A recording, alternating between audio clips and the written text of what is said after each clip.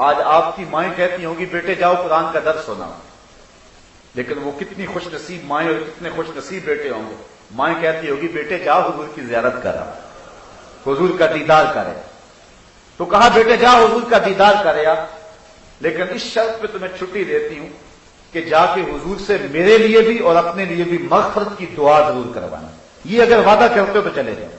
حضرت حذیفہ بن یمان نے وعدہ کر لیا، آگے حضور کی خدمت میں، مغرب کی نماز کا وقت تھا، حضور نے نماز پڑھائی، سلام کیا، آرزو کی عرض کروں لیکن حضور تشریف فرما نہیں اٹھے، کہتے ہیں میں بھی بیٹھا رہا، عشاء کی نماز کا وقت آ گیا، نماز عشاء پڑھائی، حضور تشریف فرما رہا، تھوڑی دیر کے بعد حضور اٹھے اور جلدی جلدی اپنے کاشانہ نور کی طرف جانے لگے۔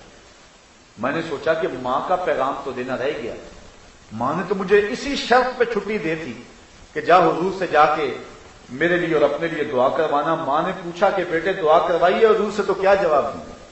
میں نے ماں کی خدمت کو بھی چھوڑا اور آیا اور دعا بھی نہیں کروائی۔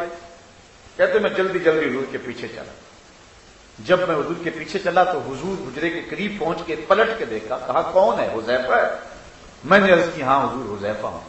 کہا ماں حاجتک کا غفر اللہ لک ولامک، اللہ تجھے اور تیری ماں کو بخشے، کیا کام ہے میرے ساتھ؟ اللہ تجھے بخشے تیری ماں کو بخشے، کیا کام ہے میرے ساتھ؟ اب حضرت حذیفہ کہتے ہیں میں جواب کیا دیتا، جو کام تھا وہ تو پہلے ہی ہو گیا۔ اللہ کہتے ہیں محبوب یہ حجروں کے باہر کھڑے ہو کے آوازیں دیتے ہیں کہ ہم آگے ہماری بات سنیے، محبوب یہ اگر صبر کر کے کھڑے ہوتے تو خود ہی آ جاتا، حتی تخرج الیہم، تو خود ہی تشریف لے آتا۔ اللہ اکبر، بندہ مٹ نہ جائے آقا پہ تو وہ بندہ کیا، یہ کیسے ہو سکتا ہے؟ میں ایک سادی سی مثال دیا کرتا ہوں، بیرون ملک گئے ہو نا بیٹے، تو آج ماں کو رات نیند نہیں آ رہی، آنگن میں ویڑے میں کبھی دائیں جاتی ہے کبھی بائیں جاتی ہے، پوچھا ماں کیا ماجرا ہے؟ کہا فلاں بیٹے کی طرف سے میرا دل بے چین، اور صبح واقعی فون آیا کہ اس کا ایکسیڈنٹ ہو گیا اور وہ سخت چوٹوں میں۔ تو ماں سمندر پار بیٹھے ہوئے بیٹے کے درد کو محسوس کرتی ہے، یہ رشتہ ماں کا ہے تو نبی کا رشتہ تو ہے ہی بڑا گوڑا۔ لو تدخلوا شوکۃ فی رجل احدکم لوجدت علی ما، کہا امتی تیرے پاؤں میں کانٹا بھی چبھے تو اس کی تکلیف مجھے ہوتی، اس کی تکلیف میں محسوس کرتا ہوں۔ اور اقبال کہتا ہے مبتلائے درد ہو کوئی عذب ہوتی ہے آنکھ، کس قدر ہم درد سارے جسم کی ہوتی ہے آنکھ۔ تو یہ کیسے ہو سکتا ہے؟ حضرت عمار بن یاسر کی سن لیجیے، امام سیوطی نے اس کو کفایت الطالب النبی فی خصائص نبی میں لکھا، قاتل نے پکڑ کے آگ میں رکھا، حضرت عمار بن یاسر رو پڑے، کافر سمجھے آگ سے ڈر گیا، کہا نکال دیں منحرف ہو جائے گا اسلام سے، کہا تم غلط سمجھے، میں تو کسی اور کہانی میں رو رہا ہوں، میرا تو درد کوئی اور ہے۔ پھنسی جو دام میں بلبل تو لگی یوں کہنے، کرے گا قتل گر کیا ہے تو نے اسیر مجھے، کباب شمع کے شعلہ پہ کیجیے اے صیاد، یہ شکل گل نظر آئے دم اخیر مجھے۔ تھوڑی سی تشریح کر دوں، بلبل کو پکڑ لیا تھا شکاری نے، بلبل نے کہا کہ مجھے تو قتل ضرور کرے گا، میرا کباب بھی ضرور تیار کرے گا، مجھے چھوڑنے کا نہیں، صبح سے جال لگایا ہوا ہے، میں یہ کہتی بھی نہیں کہ مجھے چھوڑ دے، لیکن ہر مرنے والے کی کوئی آرزو بھی تو ہوتی ہے، میری ایک آرزو یہ ہے کہ جب تو میرا کباب تیار کرے مجھے کچی آگ پہ نہیں بھوننا، مجھے کوئلوں پہ نہیں بھوننا، بلکہ جلتی ہوئی شمع کے شعلے پہ میرا کباب بنانا۔ کیوں؟ اس لیے کہ میں بلبل ہوں، اور بلبل کا تعلق اور محبت کا ربط اور رشتہ پھول سے ہے، تو اس وقت پھول تو میرے سامنے ہوگا نہیں، لیکن جلتے ہوئے شعلے کی شکل تو پھول جیسی ہوتی ہے۔ میری آرزو یہ ہے جب کباب بن رہا ہو رخ یار سامنے ہو، پھنسی جو دام میں بلبل تو لگی یوں کہنے، کرے گا قتل گر کیا ہے تو نے اسیر مجھے، کباب شمع کے شعلہ پہ کیجیے اے صیاد، کہ شکل گل نظر آئے دم اخیر مجھے۔ حضرت عمار بن یاسر نے کہا میں آگ سے ڈر کے نہیں رو رہا، میں تو اس لیے رو رہا ہوں کہ شکل گل نظر آئے دم اخیر مجھے، میری آرزو ہے کاش اس لمحے حضور کی زیارت نصیب ہو جائے، میں تو اس لیے رو رہا ہوں، بندہ مٹ نہ جائے آقا پہ تو وہ بندہ ہے، بے خبر ہو جو غلاموں سے وہ آقا کیا ہے۔ ادھر یہ تڑپ پیدا ہوئی، ادھر حضور تشریف لے آئے، کافروں نے پکڑ کے آگ میں ڈال دیا، حضور آگے بڑھ کے ان کے سر پہ ہاتھ رکھ دیا، اور لفظ حدیث کے حضور نے کہا یا نارو کونی بردم و سلامن علی عمار بن یاسر کما کنت علی ابراہیم، اے آگ میرے عمار پر ایسے ٹھنڈی ہو جا جس طرح حضرت ابراہیم پہ ٹھنڈی ہوئی۔ تو آگ نے حضرت عمار ابن یاسر کا ایک بال بھی نہیں جلایا اور وہ بعد میں شہید ہوئے. تو یہ ہے حضور کا امت کے ساتھ ربط. تو کہا اگر وہ سب کرتے تو محبوب تو خود ہی آ جاتا. لکان خیر اللہم، تو یہ ان کے لیے بہتر تھا. واللہ غفور الرحیم، اور اللہ بخشنے والا رحم کرنے والا. کیونکہ یہ آداب جانتے نہیں تھے، نئے نئے لوگ آئے تھے، اللہ نے معاف کر دیا. تو کہا میرے محبوب کے دروازے کے باہر کھڑے ہو کر کے تم میرے محبوب کو آواز نہ دو. اور صحابہ کا پھر مزاج تھا کہ حضور کی دہلیز پہ کھڑے ہو کر کے دستک نہیں دیتے. اگر حالات انتہائی ایمرجنسی ہوتے تو پھر وہ دستک دے لیتے، لیکن اس کا ایک طریقہ جس کو امام بخاری نے بیان کیا، کانت تکرہ ابواب النبی بالاظافر. پھر صحابہ اپنی انگلیوں کے پوروں کے ساتھ حضور کی دہلیز پہ دستک دیا کرتے. انگلیوں کے پوروں کے ساتھ دستک دینے کا مطلب کیا؟ اس کی تشریح ملا علی قاری کرتے ہیں. لفظ اتنے خوبصورت ہیں، اگر میں ترجمہ نہ بھی کروں گا تو آپ لذت ضرور لیں گے. بعض لفظ اتنے خوبصورت ہوتے ہیں نا کہ انسان جھوم اٹھتا ہے. اقبال کے دیکھیے، نوجوانہ چو زنا مشغول تن از حیا بیگانہ پیرانے کہن ساختہ پرداختہ دل باختہ ابروآں مثل دو تیرے آختہ. اب لفظ اتنے خوبصورت ہیں. اب دیکھیے ملا علی قاری لکھتے ہیں اس کی تشریح کے اندر، حضرات صحابہ حضور کے دروازے کو جو دستک نہیں دیتے تھے انگلیوں سے اور پوروں سے دستک دیتے تھے، اس کا کیا مطلب؟ کہتے ہیں اے ضربن خفیفن و دکن لطیفن تعظیمن و تکریمن و تشریفن. یہ سب کچھ حضور کی عزت افزائی کے لیے. ساغر صدیقی نے کہا تھا میں نے پلکوں سے درے یار پہ دستک دی، میں وہ سائل ہوں جسے کوئی صدا یاد نہیں. یہ اس کا تخیل ہے، اس کا تصور ہے. اس نے عملاً در حبیب پہ یوں دستک دی نہیں ہوگی، صحابہ نے دے کے بھی دکھا. یہ ہے حضور کے آداب کی رعایت جس کو ملحوظ رکھنے کا ہمیں حکم دیا گیا. بلکہ اللہ فرمایا اے ایمان والو، میرے نبی سے جب سرگوشی کرنا چاہو تو یوں ہی نہ آ جاؤ، پہلے گھر جاؤ، صدقہ لو، فقیر ڈھونڈو، خیرات کرو، پھر میرے نبی کی چوکھٹ پہ آؤ. تمہیں پتہ چلے کتنی اونچی بارگاہ میں آئے. اس آیت کریمہ کا نزول ہوا، چند سیر جو خیرات کر کے حضرت علی نے حضور سے 10 مسئلے پوچھے، فوراً آیت منسوخ کر دی. حکم ختم ہو گیا، آیت قرآن میں باقی ہے. کیوں ختم کر دیا گیا؟ صحابہ غریب ہیں، ان کی غربت کا لحاظ رکھا گیا کہ پھر تو میرے حضور سے امیر ہی مسئلہ پوچھ سکیں گے، زیادہ غریب صحابی تو مسئلہ پوچھ نہیں سکیں گے. اچھا، اللہ کو آیت کریمہ کے نزول کے بعد پتا چلا صحابہ غریب ہیں یا پہلے ہی پتا تھا؟ اگر پہلے ہی پتا تو پھر آیت نازل کیوں کی؟ کہا نازل اس لیے کی کہ تمہیں پتا چل جائے کہ میرے محبوب کا ادب کیا ہے. یہ جو اٹھا رہے ہیں حکم کو، یہ تمہاری سہولت کے لیے اٹھا رہے ہیں، ورنہ میرے نبی کے ادب اور میری نبی کے تعظیم کا عالم یہی ہے کہ تم پہلے گھر جاؤ، صدقہ لو، خیرات کرو، اور پھر میرے نبی کی چوکھٹ پہ آؤ. جس طرح نماز سے پہلے وضو کیا جاتا ہے، میرے محبوب سے ملنے سے پہلے خیرات کیا کرو. یہ اتنی اونچی بارگاہ ہے، جب اتنی رفیع المرتبت بارگاہ ہے کہ آواز کو بھی قابو رکھنا. اتنی اونچی بارگاہ ہے کہ صدقہ دے کے حضور کی چوکھٹ پہ حاضر ہونا. اتنی رفیع المرتبت بارگاہ ہے کہ حضور سے کسی انداز میں تقدم بھی اختیار نہیں کرنا ہے، لہجہ بھی بلند نہیں ہونا ہے. تو پھر ایک مومن کیسے گوارا کر سکتا ہے کہ آقا کی توہین ہو؟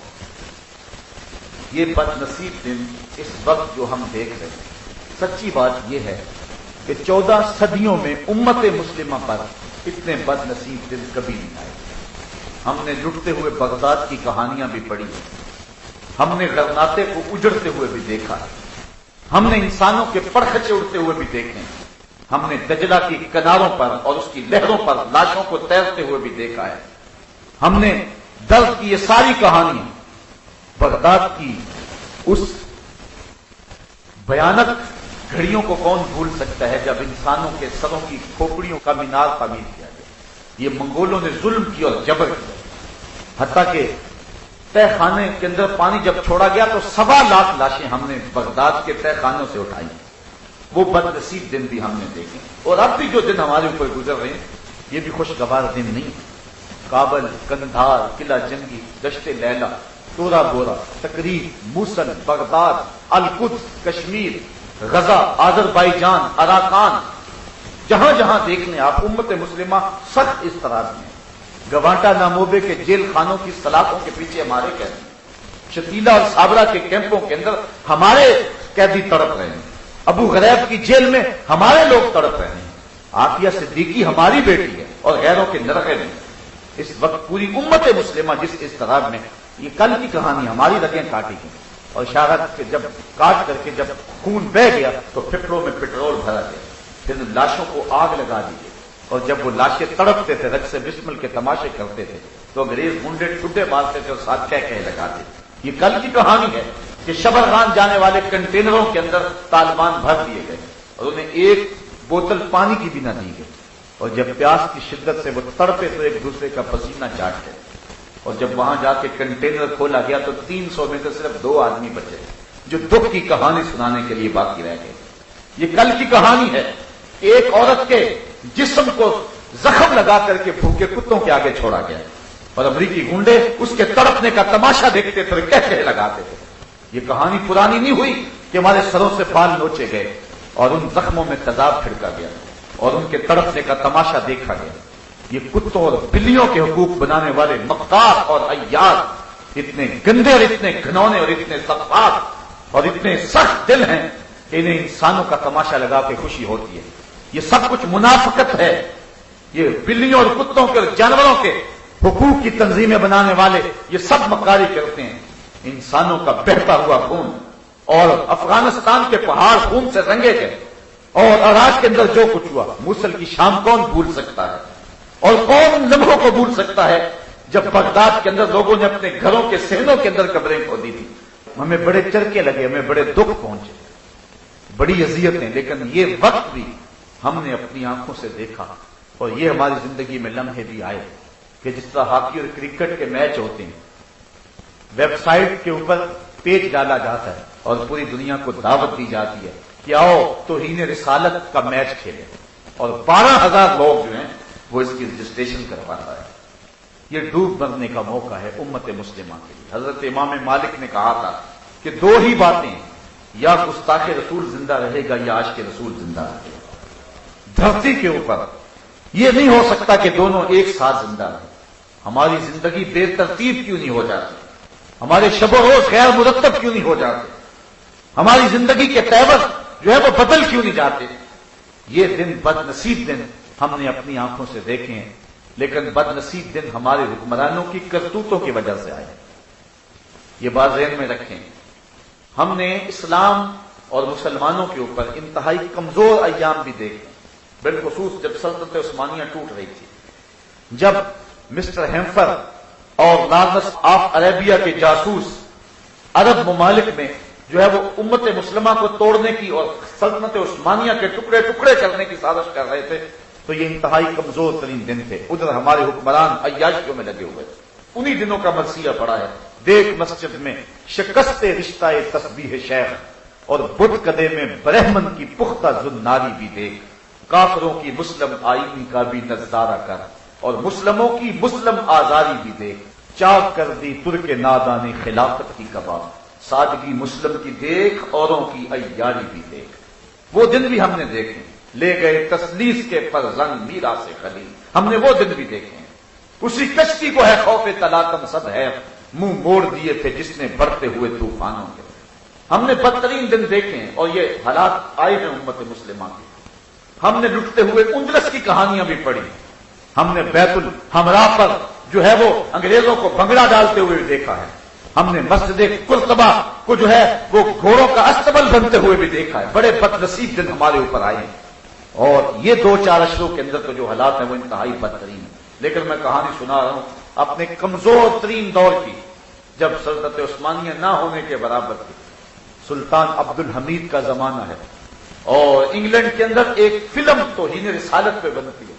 اس کمزور حالات کے اندر جبکہ جینے کی راہ تلاش کر رہے تھے یہ لوگ، سلطان عبد الحمید فوجی لباس پہن کر ہاتھ میں تلوار تھام کے میدان میں آ جاتا ہے۔ اتنے بد نصیب دن تھے، اس وقت ہم ایٹمی طاقت نہیں تھے، لیکن آج 56-57 اسلامی ممالک، اور جو اس وقت حال ہو رہا ہے اس سے پہلے کی کوئی مثال نہیں۔ 56-57 اسلامی ملکوں نے ڈھب کا ایک زوردار بیان بھی دیا حکمرانوں کی جانب۔ OIC ایک مردہ گھوڑے کا کردار ادا کر رہا ہے۔ شاید ہمارے حکمران سمجھتے ہیں، میں نے کل بھی کسی موقع پہ کہا تھا کہ زرداری بیچارے کو تو ہم کیا کہیں، اس کی تو بات ہی چھوڑیں، لیکن یوسف رضا گیلانی کو تو کہہ سکتے ہیں۔ کل قیامت کے دن آمنہ کے لال نے پوچھ لیا، گیلانی میری توہین ہوتی تھی اور تیرے ہاتھ میں وزارت کا قلم دان تھا، تو ایک ڈھب کا بیان بھی نہ دے سکا، تو گنبد خضرا کے مکین کے سامنے کیا جواب دے گا؟ ماں فاطمہ نے پوچھ لیا، میرے پاپا کی توہین ہوئی تھی اور تیری زندگی بے ترتیب نہیں ہوئی تھی، تو کیا جواب دے گا؟ شاید ان لوگوں نے سمجھا ہے کہ واشنگٹن اور وائٹ ہاؤس کی دین ہے حکومت، لیکن حکمرانوں نے دھوکہ کھایا ہے۔ یہ تخت و تاج ہمیں امریکہ اور یورپ سے نہیں ملے، یہ محمد عربی کے جوڑوں کا صدقہ نصیب ہوئے۔ یہ پاکستان بالخصوص ہمیں تھالی میں ڈال کر نہیں دیا گیا، بھیک مانگنے سے ہم نہیں دیا۔ ہمارے بزرگوں نے قربانیاں دی ہیں، خون کی بہتی ہوئی دھاریں آج بھی گرم ہیں جس وطن کے لیے بہی تھی۔ وہ لمحے بھول سکتے ہم جب ماں کی گود سے بچہ چھینا جاتا اور سکھ کر پان کی نوک پہ چڑھاتا اور پھر پٹک کے فرش پہ مارتا، بچے کا پیٹ پھٹ جاتا، ماں رونے کی بجائے کہتی پاکستان کا مطلب کیا؟ لا الہ الا اللہ، قانون ریاست کیا ہوگا؟ محمد رسول اللہ۔ یہ پاکستان ہم نے خون دے کے لیا ہے، اپنے وطن چھوڑ کے پاکستان حاصل کیا ہے۔ دنیا کے اوپر نظریے کی بنیاد پر بعد سے وجود میں آنے والا ملک ہے پاکستان۔ اس کا جغرافیہ بعد میں ہے، نظریہ پہلے۔ نظریے کی بنیاد پر یہ ملک بعد سے وجود میں آیا، اس کے لیے ہزاروں ماؤں نے اپنی ممتا بری گودیاں نچھاور کی، سب حلالی پرچم پہ قربانیاں پیش کی گئی۔ پاک سرزمین یوں ہی شاد باد نہیں ہوئی، بلکہ اس کے نیچے بہت سارے لوگوں کا خون ہے، کتنی عورتوں کا جو ہے وہ خون بہا اور کتنوں نے اپنی آبرو سے ہاتھ دھوئے۔ تو یہ ملک ہمیں یوں ہی نہیں ملا، یہ سمجھتے ہیں کہ یہ واشنگٹن کی دین ہے اور ایک ڈھب کا بیان دینا جو ہے وہ ان کے اندر ہمت نہیں ہے۔ یہ وطن حضور کے غلاموں کا وطن ہے اور محمد عربی صلی اللہ علیہ وسلم کی دین ہے، بلکہ پوری دنیا کے 56-57 اسلامی ممالک آقا کی عطا ہے۔ یہ مکے اور مدینے کا فیضان ہے، یہ واشنگٹن اور یورپ کا فیض نہیں ہے، یہ آمنہ کے لال کا فیض ہے۔ حضرت عمر رضی اللہ تعالی عنہ گزر رہے ہیں ارض تہامہ سے، پھوٹ پھوٹ کے رونے لگے۔ کسی نے کہا عمر 22 لاکھ مربع میل کی حکمرانی اور اس چٹیل میدان میں کھڑے ہو کے رو رہے ہو، کیا ماجرا ہوا؟ کہا تمہیں نہیں پتا، مجھے ایک کہانی یاد آ گئی۔ کہا کیا ہوا؟ کہا میں اپنے باپ خطاب کے اونٹ چلایا کرتا تھا، اسی میدان میں میرے باپ نے مجھے کہا ان 5 اونٹوں کو لائن میں کھڑا کر، میں آگے والا سیدھا کرتا تو پیچھے والا ٹیڑھا ہو جاتا، میں پیچھے والا سیدھا کرتا تو آگے والا ٹیڑھا ہو جاتا۔ میرے باپ خطاب نے مجھے بڑا مارا۔ کہا ایک عرب کے بیٹے ہو کر کے 5 اونٹ بھی لائن میں کھڑے نہیں کر سکتے ہو؟ تو اسی چٹیل میدان میں مجھے میرے باپ سے مجھے مار پڑی اور آج 22 لاکھ مربع میل کی حکمرانی ہے، شرق سے لے کر غرب تک سارے لوگ ایک لائن میں کھڑے ہیں۔ یہ محمد عربی کے جوڑوں کا صدقہ نہیں ہے تو اور کیا ہے؟ میں تو 5 اونٹ بھی لائن میں کھڑے نہیں کر سکتا تھا اور آج شرق سے غرب تک ساری دنیا کی لائن میں کھڑی ہے، یہ آقا کے نالین کا صدقہ نہیں ہے تو اور کیا؟ تو امت مسلمہ کو جو حکمرانی ملی ہے یہ حضور کے نالین کا صدقہ ملا ہے۔ اور میں ان کو بھی کہنا چاہتا ہوں جو مرزائیوں کے بھائی بنتے پھرتے ہیں، شرم کرو، حیا کرو، بے غیرت نہ بنو۔ مجھے ایک درویش نے بتایا کہ پھانسی کا پھندا پورا آ گیا تھا، صرف 2 نیکیاں کام آ گئی، ایک تو جو ایٹمی دھماکہ کیا تھا وہ کام آ گیا، آج بھول گیا ہے اس کہانی کو، اس وقت پھندا بالکل پورا آ گیا تھا۔ یہ مدینے نے بچایا ہے یا مکے نے بچایا ہے؟ اور آج جو کتے مکے اور مدینے پہ بھونکتے ہیں آج ان کو بھائی کہا جا رہا ہے۔ یہ 4 دن کا تخت و تاج ہے، 4 دن کی کہانی ہے۔ ہم اگر زرداری کو کہتے ہیں اور دوسری طرف گیلانی کو کہتے ہیں کہ اپنا قبلہ درست کرے، ہم میاں نواز شریف کو بھی کہتے ہیں اپنا قبلہ ٹھیک کر دے، اللہ سے توبہ کرے، ورنہ اللہ کا قہر پڑے گا، اس کا غضب پڑے گا۔ قوم نے تیرے سے توقع وابستہ کی ہیں، لیکن قوم توقع وابستہ کر سکتی ہے، لیکن حضور علیہ السلام کے نام سے قوم غداری نہیں کر سکتی۔ تم نے سمجھا کہ جو مرضی کہہ لے قوم سوئی ہوئی ہے؟ ہمارے پاس اس وقت ملک میں بھی لیڈر کوئی نہیں، ہم سمجھتے ہیں ہمیں مجبوراً جو ہے بہت سارے لوگوں کا جھکاؤ تیری جانب ہو گیا اور تو بھول گیا کہ شاید جو ہے میں کتنا بڑا لیڈرشپ تو کوئی نہیں ہے، قوم کی مجبوری ہے کہ لوگ چھوٹی برائی کو قبول کرنے کے لیے تیار ہو جاتے ہیں۔ قوم کی توقع پہ پورا اترنے کی کوشش کر، اور یہ جو غضب کیا اور ظلم کیا مرزائیوں کو جو ہے وہ بھائی کہا، مرزائی ختم نبوت کے باغی ہیں، رسول اللہ کے دشمن ہیں۔ مرزا قادیانی نے کہا ہے کہ جو مجھے نبی نہیں مانتا وہ کنجریوں کی اولاد ہے۔ جو بدبخت یہ جملے کہیں تو اس کو بھائی کہنے والا ہمارا کیا لگتا ہے؟ اللہ سے توبہ کرے، اللہ سے معافی مانگے، ورنہ اتنا بڑا گناہ کیا ہے جو دنیا بھی برباد کر دے گا، آخرت بھی برباد کر دے گا۔ یہ تخت و تاج کے لیے لوگ کیا کیا پاپڑ بیل رہے ہیں۔ علامہ اقبال نے اپنا سارا فلسفہ 2 لفظوں میں نچوڑ دیا، حد کر دی قلندر لاہوری نے اور درویش سیالکوٹی نے، فیلسوف مشرق نے، نقاد مغرب نے۔ اقبال نے اپنا سارا فلسفہ 2 لفظوں میں نچوڑ دیا۔ اقبال کہتے ہیں کی محمد سے وفا تو نے تو ہم تیرے، کی محمد سے وفا تو نے تو ہم تیرے ہیں، یہ جہاں چیز ہے کیا لوح و قلم تیرے۔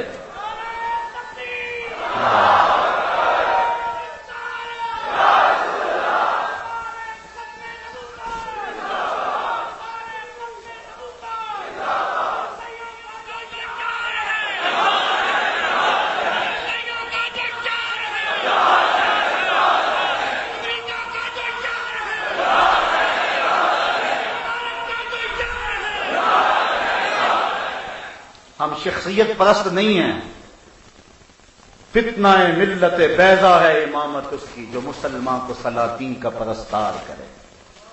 ہم نہیں ہیں، شخصیت پرست نہیں ہیں، غلام خواجہ یہاں گیتی نواز کہ در دینش ملوکیت حرام است، ہم تو اس آقا کے غلام ہیں۔ میرے کارواں ہے میرے حجاز اپنا، اس نام سے باقی ہے آرام جاں ہمارا۔ ان لوگوں کو غلط فہمی ہوگی لوگوں کا ہجوم دیکھ کر کے، اور جو مرضی پکے جا رہے ہیں اور سمجھتے ہیں یہ قوم بے غیرت ہے۔ یہ قوم بے غیرت نہیں ہے، حضور سے وفا کے رشتے کو نبھانا جانتی ہے۔ وہ گود ابھی بھانج نہیں ہوئی جس نے غازی علم الدین کو جنم دیا تھا، وہ گود ابھی بھانج نہیں ہوئی جس نے عامر چیمہ کو جنم دیا تھا۔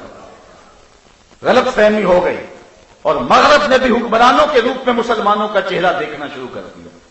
ہم سب کچھ قبول کر سکتے ہیں، ہر شے برداشت کر سکتے ہیں، لیکن نام محمد سے غداری نہیں کر سکتے ہیں۔ مغرب نے اپنے انداز میں سوچا ہے، وہ کہتا ہے کہ نبی بھی تو ایک انسان ہی ہوتا ہے، لیکن نہیں، ہم ہر شے ہر دکھ قبول کر لیتے ہیں، لیکن جب بازنے پہ آئے تو سب کچھ نبی کے نام پہ وار کے پھر بھی کہتے حق ادا نہیں ہوا۔ بریلی سے آج بھی آواز آ رہی ہے، کروں تیرے نام پہ جاں فدا، نہ ایک جاں 2 جہاں فدا، 2 جہاں سے بھی نہیں جی بھرا، کیا کروں کروڑوں جہاں۔ پی ٹی اے کا ڈائریکٹر دلائل دے رہا ہے پاکستان کا امیج خراب ہوگا۔ میں نے اسی دن گجرانوالہ کے روڈ پہ کہا تھا، میں کس امیج کی بات کرتے؟ گینگ ریپ والے امیج کی بات کرتے ہو، جس پہ بچیوں کو اٹھا کے لے جایا جاتا ہے، اس امیج کی بات کرتے ہو، جس میں منڈیاں مچھلی بازار بنی ہوئی ہیں، اس امیج کی بات کرتے ہو۔ کل عورتیں ایک دوسرے کے بال جو ہے وہ توڑ رہی تھی اور ایک دوسرے کو تماچے لگا رہی تھی اسمبلی کے اندر، اس امیج کی بات کرتے ہو۔ شاہی قلعے کے اندر ایک وزیر ایک عورت سے تھپڑ کھاتا ہے، اس بغیر امیج کی بات کرتے ہو۔ ایک عالی نسب شخص کا چہرہ فضا میں گھومتا ہے کہ علی جناب کا بھی نشہ نہیں اترا، اس لیے ابھی نیچے نہیں چہرہ اترے گا، اس امیج کی بات کرتے ہو۔ تمہارے کمروں سے ٹوٹی ہوئی چوڑیاں اور خالی شراب کی بوتلیں جو نکلتی ہیں اور سبھی کو ان کو صاف کرتا ہے، بغیر تو اس امیج کی بات کرتے ہو۔ ہمارا امیج محمد عربی کے دم سے ہے، ہمارا سب کچھ حضور ہے۔ لوگ تو آکسیجن سے جیتے ہیں اور ہم سانس بش کے رسول سے لیتے ہیں۔ حضور کے نام سے ہم جیتے ہیں، حضور کے نام سے مرتے ہیں، اور اگر یہ نہیں ہے تو پھر کچھ بھی نہیں۔ بہت چیزیں ہم نے برداشت کی، بہت کچھ ہم نے برداشت کی۔ ہمارے پاس ساتھ ان 2-4 اشروں میں تھوڑا کچھ تو نہیں ہوا ہے۔ ہمیں ام احمد کی چیخیں آج بھی یاد ہیں، ہمیں موصل کی بیٹی کی کہانی آج بھی یاد ہے، ہمیں بغداد کی ان بچیوں کو جو اغوا کر دی گئی آج بھی یاد ہے۔ ہمیں اپنی کہانی بھولی نہیں ہے، لیکن سب کچھ ہم کسی نہ کسی طرح برداشت کر سکتے ہیں، لیکن حضور کی توہین برداشت نہیں کر سکتے۔ اگر اس کو برداشت کر دیں تو میرے پلے رہتا ہی کچھ نہیں ہے۔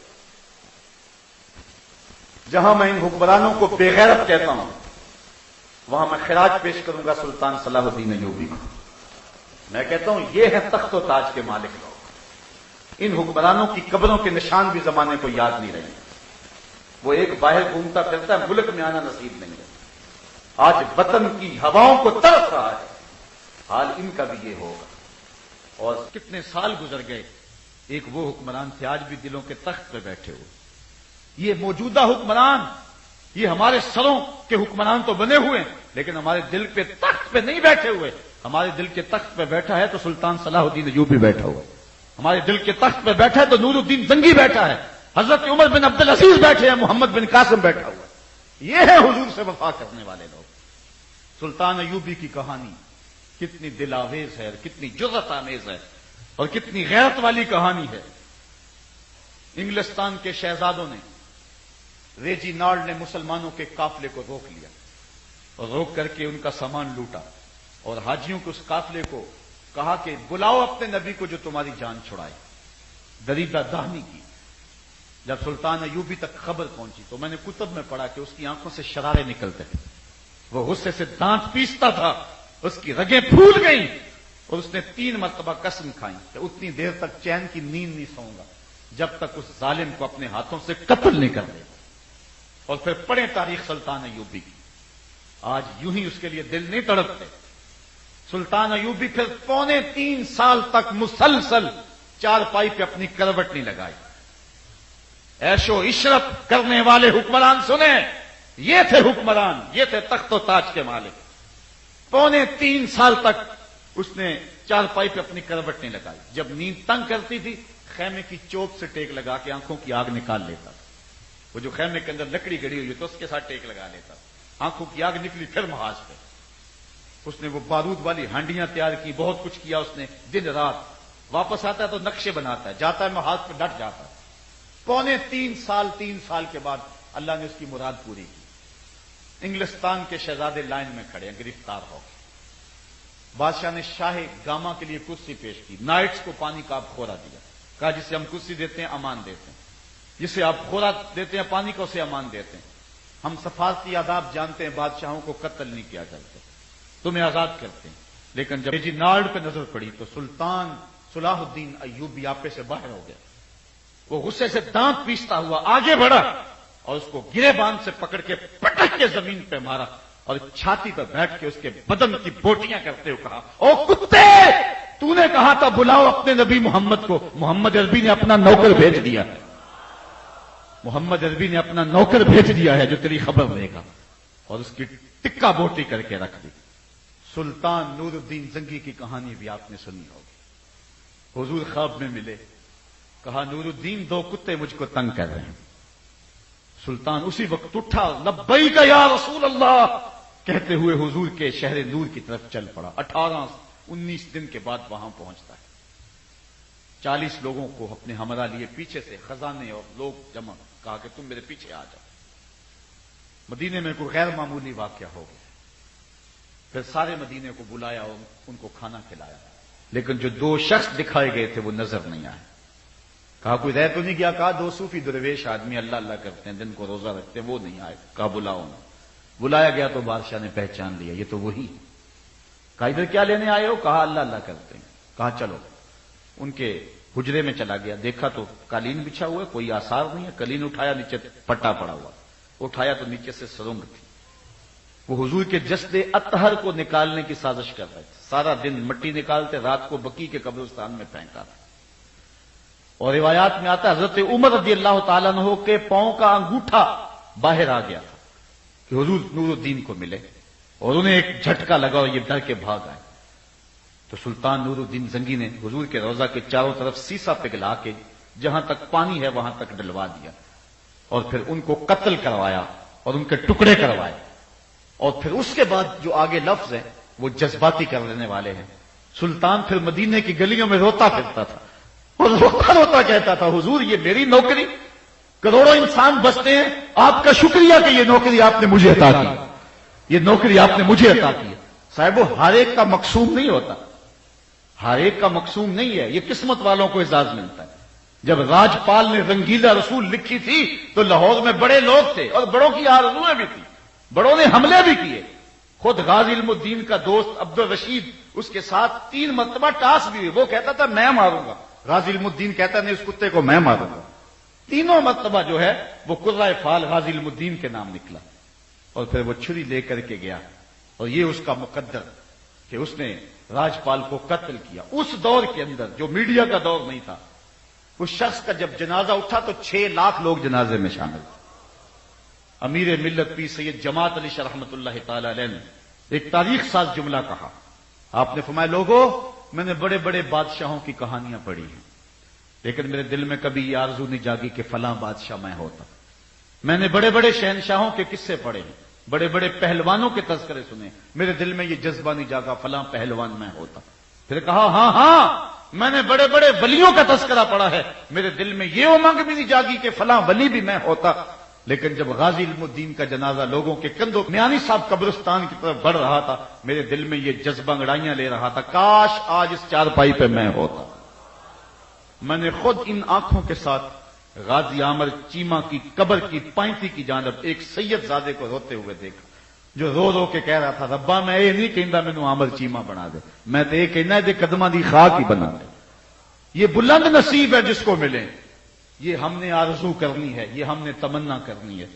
آج لبیک یا رسول اللہ ایک رسم کے طور پہ نہیں, میں تو اب اپنی دعاؤں میں مرکزی دعا یہی رکھی ہوئی ہے کہ بڑی تقریریں کرنی ہے, کہیں یا اللہ خالی لفظ ہی نہ رہ جائیں. ایک سال آیا تھا 2007 کا, میں نے 1200 دروس قرآن ایک سال میں دی ہے, اللہ نے بڑی توفیق دی ہے. اور یہ نہیں ہے کہ سننے والے نہیں ملتے, یہاں ہر ماہ اتنے لوگ جمع ہوتے ہیں. ڈسکے میں چلے جائیں, سیالکوٹ میں چلے جائیں, لاہور میں چلے جائیں, جس شہر میں جائیں ہزاروں لوگ. تقریر کی کمی نہیں, سننے والوں کی کمی نہیں, محبتوں کی فراوانی ہے. لیکن ڈرتا ہوں کہیں لفظ ہی لفظ نہ رہ جائیں. مالک کمزور ہوں, اتنی طاقت تو نہیں, اندر بزدلیاں اور کمزوریاں تو ہیں, لیکن اللہ اس کمزور کو یہ طاقت دے کہ کسی گستاخ کا کلیجہ چیر کے رکھ دے, اتنی قوت دے. یہ آرزو کر کے آپ نے بھی آج اٹھنا ہے اور اس عزم کے ساتھ اٹھنا ہے. ہو سکتا ہے مقدر جاگ پڑے. وہ دیکھو عامر چیمہ کو قتل کرنا تھوڑے گیا تھا, وہ تو ٹیکسٹائل کی ڈگری لینے گیا تھا, لیکن واپسی پر جو ڈگری وہ لے کر آیا, ہزاروں ڈگریوں سے ایک ڈگری پہ قربان. یہ مقدر کی کہانی ہوتی ہے. کسی کو عمر گزر جاتی ہے, کسی کو راستے میں چلتے چلتے سودا مل جاتا ہے. یہ قسمت کی کہانی ہے. آرزو تو پیدا کریں دل میں, تمنا تو کریں دل میں, اور یہ آرزو اور خواہش رکھیں کہ ہم گستاخان رسول کے کلیجے کو چیر کے رکھ دیں, ان کے ٹکڑے ٹکڑے کر کے رکھ دیں. آقا آپ کی ناموس پہ جو بھونکے گا, آپ کی جو توہین کرے گا, ہم اس کے ٹکڑے کر کے رکھ دیں گے. ہزارہ کمزوریوں اور کوتاہیوں کے باوجود ہم بے غیرت نہیں ہیں. نام محمد پہ سب کچھ قربان کرنے کے لیے تیار, اور سب کچھ قربان کرنے کے باوجود بھی حق ادا نہیں ہو پاتا ہے. وہ اتنی اونچی ذات ہے. اصل یہ ہمارا امتحان ہے. میں نے ان دنوں کے اندر بھی 2008 میں بھی کہا تھا یہ ہمارا امتحان ہے, ورنہ اللہ تعالیٰ جل شانہ مچھروں سے نہیں نمرود کا فخر توڑ لیتا, وہ ابابیلوں سے بھی ہاتھی مروا لیتا ہے. محبوب علیہ السلام کی توہین کوئی کر کے تو دیکھے, لیکن یہ ہمارا امتحان ہے. ہمیں اللہ دیکھنا چاہتا ہے, ہماری آزمائش ہے, اور ہم نے دیکھنا ہے کہ ہم اس آزمائش میں پورے نکلتے ہیں کہ نہیں. سب سے اولین ذمہ داری ہمارے حکمرانوں کی تھی, چونکہ قوت حاکمہ کے وہ مالک ہیں, لیکن وہ تو بے غیرتی کی چادر اوڑھ کے سوئے ہوئے ہیں اور خواب خرگوش میں ہیں. جو مرضی ہوتا رہے, جو ہے وہ کوئی توقع نہیں ہے ان سے کہ وہ اٹھ کھڑے ہوں. یہ تو سورے اسرافیل سے جاگیں گے, اس سے قبل تو جاگنے کے نہیں. دوسری ذمہ داری ان ممالک میں رہنے والے مسلمانوں کی ہے کہ وہ ان گروبانوں سے پکڑے اور ان کو کھینچ کر کے ان کو جو ہے ان کے ٹکڑے ٹکڑے کریں. کیونکہ اس کے اندر کوئی دوسری رائے نہیں ہے کہ گستاخ رسول کی سزا قتل ہے. یہ واضح میں رکھے. یہ پہلی مرتبہ ایسا ہوا ہے کہ مختلف چینلز کے اوپر آ کے لوگوں نے اس پہ بحث کی ہے. کسی نے کہا کہ اگر راجپال کا سامنا میرے سے ہوتا تو میں اس کو دلائل سے قائل کرتا. ایک بولتا ہے کہ اس طرح تو تم اپنی معیشت تباہ کر بیٹھو گے.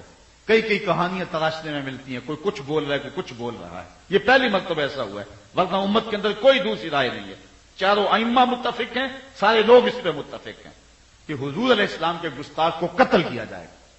قاضی ابو یوسف نے کتاب الخراج میں اس فتوے کو لکھا, ایما رجل شتم النبی او آبہ او تنکسہ فہو کافر باللہ وبانت منہ امرأتہ وان تاب لم یستتب. کہا کہ جس شخص نے حضور کی توہین کی اس کو قتل کیا جائے گا, توبہ کرے بھی تو توبہ قبول نہیں ہوگی. اور توہین کیا ہے؟ فتاوی عالمگیریہ اٹھائیے, اس کو فتاوی ہندیہ بھی کہتے ہیں. 5 علماء ہند کے فتوے پہ دستخط ہیں.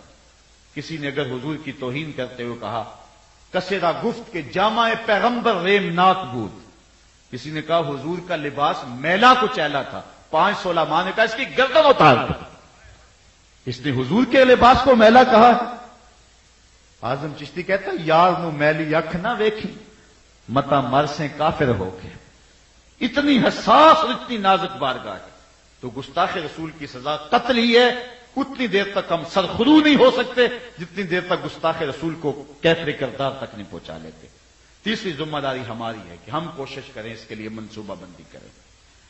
یہ احتجاج، یہ جلوس اور یہ جو کچھ ہو رہا ہے، یہ جذبوں کو بیدار کرنے کے لیے، یہ بازین میں رکھیں۔ اس سے مغرب کو کیا نقصان ہوگا؟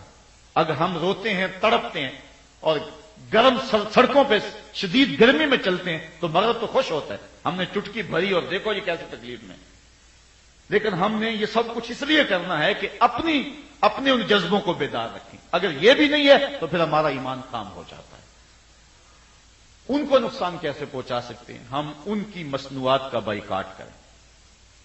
جو اتنا نہیں کر سکتا کہ دو چیزیں پڑی ہوئی ہیں وہ تھوڑا سا تردد کر لے کہ نہیں یہ نہیں، مجھے یہ دے دو، تو وہ پھر کس طرح عشق رسول کا دعویٰ کر سکتا ہے؟ یہ لوگ زر پرست ہیں، پیسے کے بندے ہیں، اور پچھلی مرتبہ جب بائیکاٹ کیا تھا ہوش ٹھکانے آگے تھے، اس کا تسلسل رہتا تو واقعہ دوبارہ نہ ہوتا۔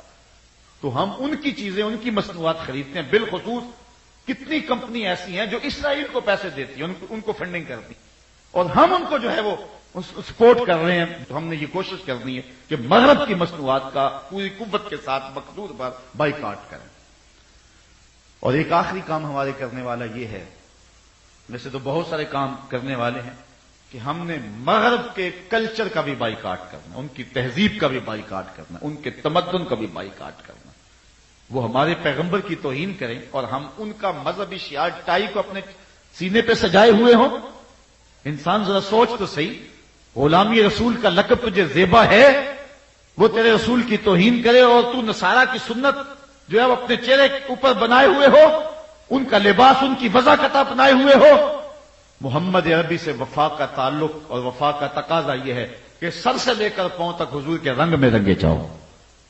محمد دی زیارت محمد دے رنگ وچ، چوں بنا میں مصطفیٰ خانم درود، از خجالت آب می گردد وجود، عشق می گوئے کہ محکوم غیر، سینہ تو از بتا مانند دیر، تا نداری از محمد رنگ و بو، بر زبان خود میالہ نام ہو۔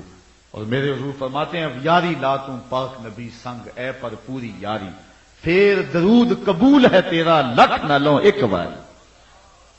اس رنگ میں رنگے جاؤ۔ میرے استاد فرمایا کرتے تھے یہ نہ ہو کہ لوگ تمہیں پوچھیں تم کون ہوتے ہو اور تم بتاؤ ہم مسلمان ہوتے ہیں۔